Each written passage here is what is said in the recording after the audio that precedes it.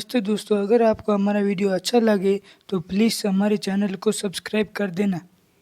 सुन रहे हैं तो मेरा तो यही सबसे यही इल्तिजा है कि इस मुश्किल की घड़ी में आप कम से कम आवाम का साथ दीजिए।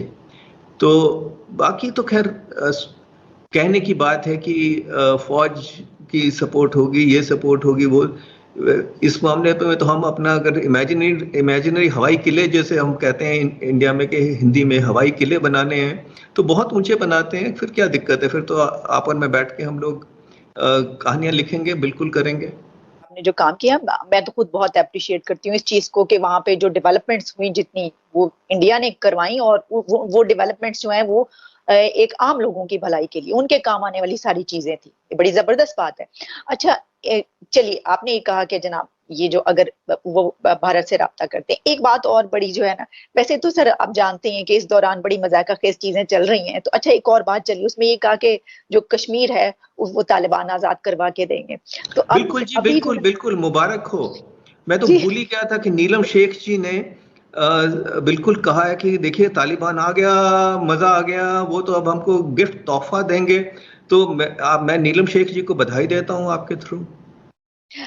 मेरा सवाल इस पे आपसे ये होगा कि अभी भी जो है ना वो मेरा ख्याल है 1 या 2 रोज पहले तालिबान की तरफ से एक बयान में ये पड़ी थी कि जहां उन्होंने ये कहा कि ताल्लुकात अब ऐसा लग रहा है कि हर तरफ से वो ताल्लुकात रखना चाहते हैं, तो उन्होंने साथ ही ये भी कह दिया कि दुनिया में कहीं पर भी मुसलमानों के हवाले से हम बात कर सकते हैं और जो कश्मीर के मुसलमान हैं, हाँ ठीक है, हम उनके लिए भी आवाज उठा सकते हैं। तो उनकी तरफ से अब ये, तो आप क्या समझते हैं कि क्या वाकई ऐसा हो सकता है? आपका देश जो पाकिस्तान है, जो इस्लाम के नाम पे बना है, ठीक है, तो आप ही तो मुसलमानों के लिए आवाज उठाते हैं कि नहीं?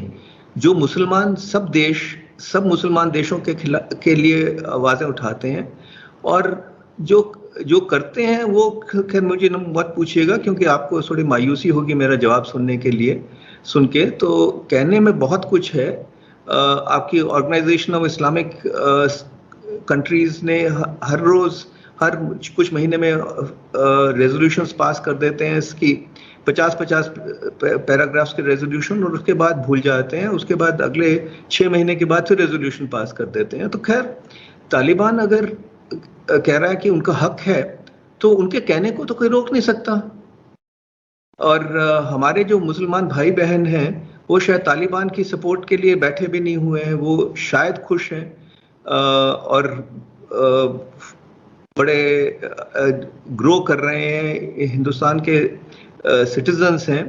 खैर ये तो हमको लगता है, पर हमारी समझ बहुत कम है। जो पाकिस्तान रेज करता है आवाज या करता है तो उनको ज्यादा पता होगा कि हिंदुस्तान के मुसलमानों का क्या हाल है, तो मैं कुछ कह नहीं सकता उस पर। तो जी नहीं सर, हम तो खुद बड़ी, ये तो एक ऐसा जोक है कि ऐसी हमने इसके ऊपर जो है वो बहुत प्रोग्राम्स भी किए और बड़े वो किए कि इस तरह की मजाका खेज बातें करना और ऐसी बातें करना कि जिसकी वजह से अपना ही इमेज खराब हो, तो वो बड़ी ही अजीब बात है। हम तो खुद आप जानते ही हैं, मतलब हम तो बहुत क्रिटिसाइज करते हैं इस तरह की कोई बात हो, कोई इस तरह की पॉलिसीज बनाई जाए, कुछ भी इस तरह से हो। सर एक आखिरी सवाल मेरा आपसे ये होगा कि इस सूरत हाल में जबकि हम अब ये देख रहे हैं पाकिस्तान और भारत के माबैन जो दरमियान में ताल्लुकात है वो आप कैसे आगे बढ़ते देख रहे हैं? क्या कशीदगी आएगी, ऐसे ही रहेंगे या बेहतर होंगे? बहुत बहुत मुश्किल सवाल है। देखिए, ऐसा लगेगा कि मैं घिसा पिटा रिकॉर्ड हूं, मैं वही बात बार बार करता रहता हूं, पर मेरे पास क्योंकि और कोई चारा नहीं है और आपने पूछा है तो हकीकत क्या है और जो हम समझते हैं। खैर आपका रवैया या मैं जब आपका कह रहा हूं तो पाकिस्तान में कुछ और सोच होगी।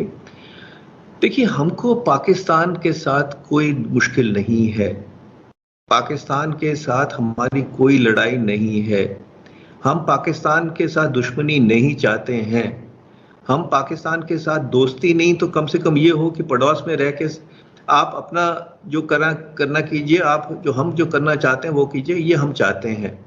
पर हमारे चाहने से तो कुछ नहीं होता। अब अगर पाकिस्तान से दहशतगर्दी चलती रही और वो हमारे देश में कश्मीर में, जम्मू में, अलग अलग जगह पे जो आपकी तंजीमें हैं वो दहशतगर्दी फैलाती रहीं, तो ज़ाहिर है कि हम बातचीत करें, मान लीजिए बातचीत करते हैं और उसके बाद बम फूटने शुरू हो जाते हैं, तो हमारा भी अवाम है, वो भी हमसे सवाल पूछता है। तो हमको तो इतना चाहिए कि जब आपके बाजवा साहब ने कहा था कि सीज़ फायर हो जाएगा, क्या हमने गोलियाँ चलाई? खुशी की? हमने वेलकम किया। जब आपने कहा कि ट्रेड की बात जो हो रही है, तो हमने वेलकम किया। हमने शायद काफ़ी इनिशिएटिव लिए थे बातचीत करने के लिए, पर एक आपके मुल्क में हवा बैठा हुआ है कि देखिए हिंदू तो बड़े ज़ालिम लोग हैं, बड़ा ये पाकिस्तान के को ख़त्म करना चाहते हैं। हम 1947 के आज़ाद हुए हुए हैं, 53 और 21 74 साल हो गए हैं। आपका देश बहुत बड़ा देश है, आपका देश आबाद रहे, खुशहाल रहे, तो हमारे लिए बहुत अच्छी बात है, क्योंकि अगर हमारे पड़ोस में खुराफात होती है, आतंकवाद होता है, तो हमारे डेवलपमेंट में फ़र्क पड़ता है।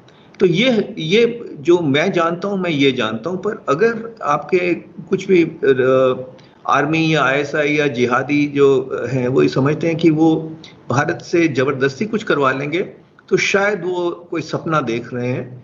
नुकसान उनको भी होगा, हमको भी फ़ायदा नहीं होगा, पर ये डिसीजन आलिया जी आपके हुक्मरानों को करना है, ये हम नहीं कुछ कर सकते, हमारे कहने से कुछ नहीं होगा।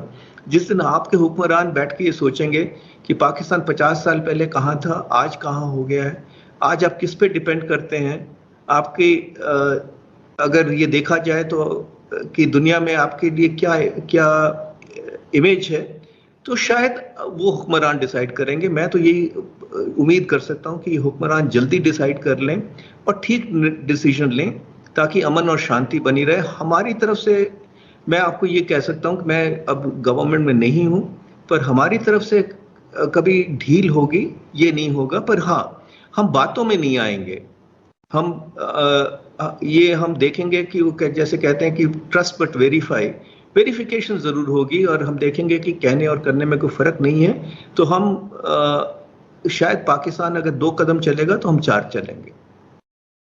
एम्बेसडर विष्णु प्रकाश जी, जो आपने बात की, बहुत बहुत ही जबरदस्त बात आपने की। मैं आपको इसी के उससे क्योंकि अब आपने बात की तो मैं आपको ये बताती चलूं कि बिल्कुल मैं तो खुद ये कहती हूं कि जब ये बात हुई थी एलओसी पे सीज फायर की, उसके बाद दोनों तरफ से दोस्ती के कदम जो है या ताल्लुकात का कदम आगे बढ़ना चाहिए था, और जो तिजारत पे बात हुई वो पाकिस्तान की तरफ से ही ये एक यू टर्न लिया गया। और क्योंकि यहाँ पर जो है वो वोट लेने के लिए भी बहुत सारे स्टैंसेस अपनाए जाते हैं, नैरेटिव्स अपनाए जाते हैं, क्योंकि पता होता है कि एक ऐसे इमोशन जो कि लोगों में पैदा किया जाता है अगर किसी मुल्क के खिलाफ, तो फिर आपने वोट लेने उन्हीं के पास जाना होता है, तो फिर आप ट्रेड का जो है वो कहते हैं अगर हमने ये कर लिया तो हमारे ऊपर तो इल्जाम आ जाएगा। ये सब चीजें बिल्कुल, और मैं खुद इसको कंडेम करती हूँ। मैं तो कहती हूँ कि ट्रेड को शुरू होना चाहिए दोनों के बीच। लेकिन मैं आपको एक आखिरी बात ये भी बताती चलूँ, क्योंकि हमने इस इशू पे बात की है, कि अभी जो ब्रीफिंग हुई है जिसका मैं जिक्र कर रही थी, उसमें जो आर्मी चीफ की तरफ से जो जराये बता रहे हैं, एक बयानिया जो सामने आया वो ये आया है कश्मीर के हवाले से, पॉलिसी के हवाले से, कि जो हम नहीं चाहते कि कश्मीर में जो नौजवान है वो अपनी जाने दें, और दोनों तरफ के जो फौजी हैं वो भी, उनकी भी जाने जाएं।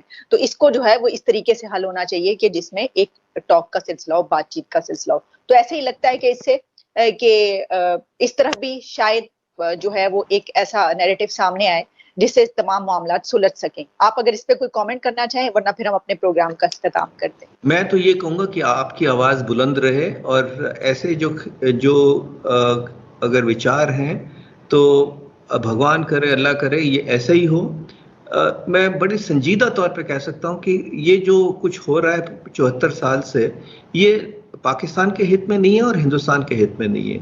अगर अब भी हम एक नया चैप्टर शुरू कर सकते हैं, माफ़ कीजिएगा मुझे उम्मीद बहुत कम है, पर कभी उम्मीद हारता नहीं है एक डिप्लोमेट, या तो उम्मीद रखते हुए थोड़ी बहुत अगर ये होता है तो हमारे सब के लिए बहुत अच्छा है। Thank you so much, Ambassador Vishnu Prakash, for your precious time. Thanks a lot, sir. आइंदा भी आपसे बात होगी। Always a pleasure talking to you, and as I said, God bless you. You are.